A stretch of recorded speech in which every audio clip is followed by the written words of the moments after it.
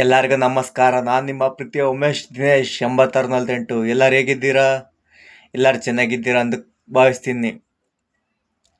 ಇವತ್ತಿನ ವಿಷಯ ಮೋದಿ ಸರ್ಕಾರದಿಂದ ಹೊಸ ಆದೇಶದ ಬಗ್ಗೆ ಆಗಿರ್ತದೆ. ಅದಕ್ಕಿಂತ ಮುಂಚೆ ನನ್ನ ಯೂಟ್ಯೂಬ್ ಚಾನಲ್ಗೆ ಸಬ್ಸ್ಕ್ರೈಬ್ ಆಗಿ, ಮತ್ತು ಈಗ ಯಾರೆಲ್ಲ ಸಬ್ಸ್ಕ್ರೈಬ್ ಆಗಿದ್ದೀರೋ ಅವ್ರಿಗೆ ಎಲ್ಲರಿಗೂ ಥ್ಯಾಂಕ್ ಯು ಸೋ ಮಚ್ ಅಂತ ಹೇಳ್ತಾ ಇವತ್ತಿನ ವಿಡಿಯೋ ಸ್ಟಾರ್ಟ್ ಮಾಡೋಣ ಫ್ರೆಂಡ್ಸ್. ಮೋದಿ ಸರ್ಕಾರದಿಂದ ಹೊಸ ಆದೇಶ ಏನೆಂದರೆ, ಯಾರ ಬಾಡಿಗೆ ಮನೆಯಲ್ಲಿ ಇದ್ದೀರಾ ಅವರಿಗೆ ಗುಡ್ ನ್ಯೂಸ್. ಈಗ ಪ್ರತಿ ತಿಂಗಳ ಬಾಡಿಗೆ 5,000 8,000ಕ್ಕಿಂತ ಹೆಚ್ಚು ಮನೆ ಬಾಡಿಗೆ ಕೊಡ್ತೀವಲ್ಲ, ಈಗ ಇನ್ನು ಮುಂದೆ ಮನೆ ಓನರ್ಗಳು 1,00,000 ಕೊಡಿ ಅಥವಾ 2,00,000 ಕೊಡಿ ಅಡ್ವಾನ್ಸ್ ಎಂದು ಕೇಳುವಂತಿಲ್ಲ. ಮನೆ ಓನರ್ಗಳು 2 ತಿಂಗಳ ಅಡ್ವಾನ್ಸ್ ಪಡೆಯಬಹುದಾಗಿದೆ. ಮನೆ ಬಾಡಿಗೆದಾರರಿಗೆ ಒಂದು ಉದಾಹರಣೆ ಹೇಳ್ತೀನಿ.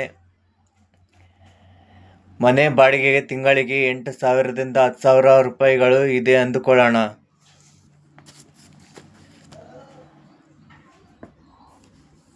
ಒಬ್ಬ ಮನುಷ್ಯ ಬಾಡಿಗೆಗೆ ಹೋದಾಗ 1 ವರ್ಷ ಅಗ್ರಿಮೆಂಟ್ ಮಾಡಿಸಿಕೊಂಡು ಹೋಗ್ಬೇಕು.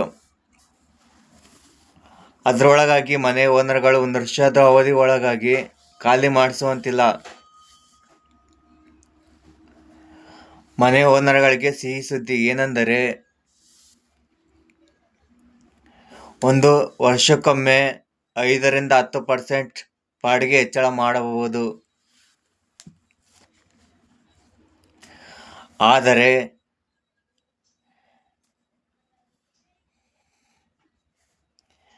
ಆದರೆ ಮನೆ ಬಾಡಿಗೆದಾರರಿಗೆ ಒಂದು ಕಹಿ ಸುದ್ದಿ ಏನೆಂದರೆ, ಮನೆ ಬಾಡಿಗೆಗೆ ಪ್ರತಿ ವರ್ಷಕ್ಕೊಮ್ಮೆ ಹೆಚ್ಚಳ ಹಣ ಕಟ್ಟಬೇಕು.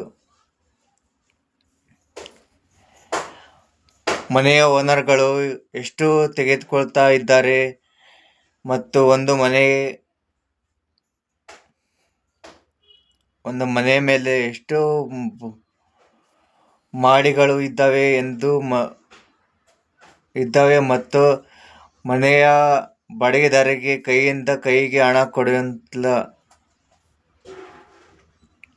ಅಂದರೆ ಮನೆ ಬಾಡಿಗೆ ಇರ್ತಾರಲ್ಲ ಅವ್ರಿಗೆ ಹಣ ಕೈಯಿಂದ ಕೈ ಕೊಡಂಗಿಲ್ಲ. ಯಾಕಂದರೆ ಪ್ರತಿಯೊಂದು ವ್ಯವಹಾರವನ್ನು ಬ್ಯಾಂಕ್ ಅಕೌಂಟ್ ರೂಪದಲ್ಲಿ ಹಣ ವ್ಯವಹಾರ ಮಾಡಬಹುದು. ವರ್ಗಾವಣೆ ಮಾಡುವುದರಿಂದ ಸರ್ಕಾರಕ್ಕೆ ಗೊತ್ತಾಗಬೇಕು ಎನ್ನುವ ಉದ್ದೇಶ ಆಗಿರ್ತದೆ. ಮನೆಯ ಓನರ್ಗಳು ಬಾಡಿಗೆಗೆ ಕೊಡುವ ಮುಂಚೆ ಅಗ್ರಿಮೆಂಟ್ ಮಾಡಿಸಬೇಕು. ಅಂದರೆ ಮನೆ ಬಾಡಿಗೆ ಕೊಡ್ತಾರಲ್ಲ ಅವರಿಗೆ, ಮನೆ ಬಾಡಿಗೆದಾರರಿಗೆ ಬಾಡಿಗೆ ಕೊಡ್ತಾರಲ್ಲ ಮನೆ ಓನರ್ಗಳು, ಅದಕ್ಕಿಂತ ಮುಂಚೆ ಅಗ್ರಿಮೆಂಟ್ ಮಾಡಿಸ್ಬೇಕು. ಮನೆಯ ಓನರ್ಗಳು ಅಗ್ರಿಮೆಂಟ್ ಇಲ್ಲದೆ ಬಾಡಿಗೆ ನೀಡಿದರೆ ಇವತ್ತು ಸರ್ಕಾರದಿಂದ 1 ವರ್ಷ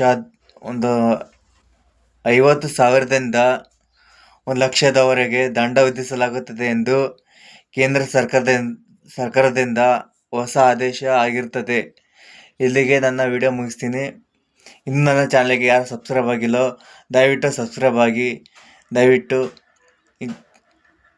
ನಾನು ಮಾಡುವಂಥ ವಿಡಿಯೋಗಳು ಪ್ರತಿಯೊಂದು ನೋಟಿಫಿಕೇಷನ್ ಮುಖಾಂತರ ಬರಬೇಕಂದರೆ ಸಬ್ಸ್ಕ್ರೈಬ್ ಪಕ್ಕ ಬೆಲ್ ಐಕಾನ್ ಇರುತ್ತೆ, ಆಲ್ ಅಂತ ಸೆಲೆಕ್ಟ್ ಮಾಡಿ.